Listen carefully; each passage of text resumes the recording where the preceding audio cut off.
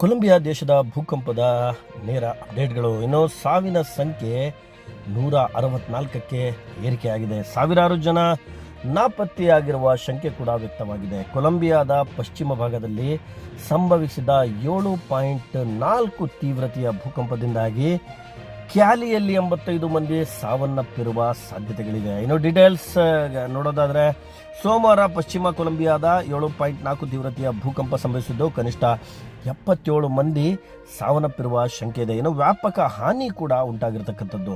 Colombia ಭೂಕಂಪದಲ್ಲಿ ಬದುಕುಳಿದವರಿಗಾಗಿ ರಕ್ಷಣಾ ಕಾರ್ಯಕರ್ತರು ಹುಡುಕಾಟ ನಡೆಸುತ್ತಿದ್ದಾರೆ. ಹಲವಾರು ಕಟ್ಟಡಗಳು ಸಂಪೂರ್ಣ ನೆಲಸಮವಾಗಿವೆ.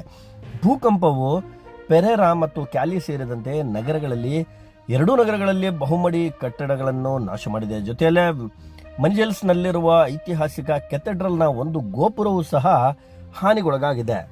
ಕ್ಯಾಲಿಯಲ್ಲಿ ಕನಿಷ್ಠ 85 ಜನ ಸಾವನ್ನಪ್ಪಿರುವ ಶಂಕೆ ಇದೆ. ಇನ್ನು ರಕ್ಷಣಾ ತಂಡಗಳು ರಾತ್ರಿಯಿಡೀ ಭೂಮಿ ಅಗೆಯುವ ಯಂತ್ರಗಳೊಂದಿಗೆ ಬರಿಗೈಗಳಿಂದ ಬದುಕುಳಿದವರನ್ನು ಹುಡುಕುವ ಕೆಲಸವನ್ನ ಮಾಡ್ತಿದ್ದಾರೆ. ಮಕ್ಕಳ ವಾರ್ಡ್ಗಳು ಸೇರಿದಂತೆ ಆಸ್ಪತ್ರೆಯ ಹಲವಾರು ಮೇಲಿನ ಮಹಡಿಗಳು ಕುಸಿದಿದ್ದಾವೆ. ಕೆಲವು ರೋಗಿಗಳು ಸಿಲುಕಿಕೊಂಡಿದ್ದಾರೆ ಮತ್ತು ಸುಮಾರು 600 ಜನ ಅವಶೇಷಗಳಿಂದ ತುಂಬಿದ ಬೀದಿಯಲ್ಲಿ ಚಿಕಿತ್ಸೆಯನ್ನ ಪಡೆದಿದ್ದಾರೆ. ಆಸ್ಪತ್ರೆ ನಿರ್ದೇಶಕಿ ಇರ್ನೆ ಟೋರೆಸ್ ಕ್ಯಾಸ್ಟ್ರೋ ಕ್ಯಾರಕೋಲ್ ದೂರದರ್ಶನಕ್ಕೆ ತಿಳಿಸಿದ್ದಾರೆ.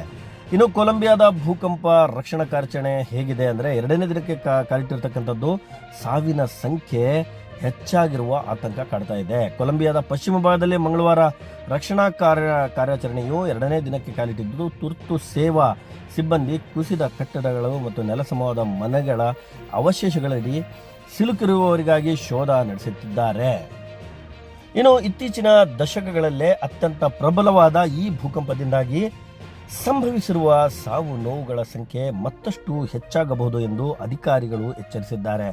ರಕ್ಷಣಾ ತಂಡಗಳು ಹೆಚ್ಚು ಹಾನಿಗೊಳಗಾದ ಪ್ರದೇಶಗಳನ್ನು ತಲುಪಿ ವಿನಾಶದ ವ್ಯಾಪ್ತಿಯನ್ನು ಸಂಪೂರ್ಣವಾಗಿ ಅಂದಾಜಿಸುತ್ತಿದ್ದಾರೆ. ಇನ್ನು ಈ ಸಂಖ್ಯೆ ಬಹಳಷ್ಟು ಸಾವಿರ ಲೆಕ್ಕದಲ್ಲಿ ಏರಿಕೆಯಾಗುವ ಸಾಧ್ಯತೆಗಳಿವೆ.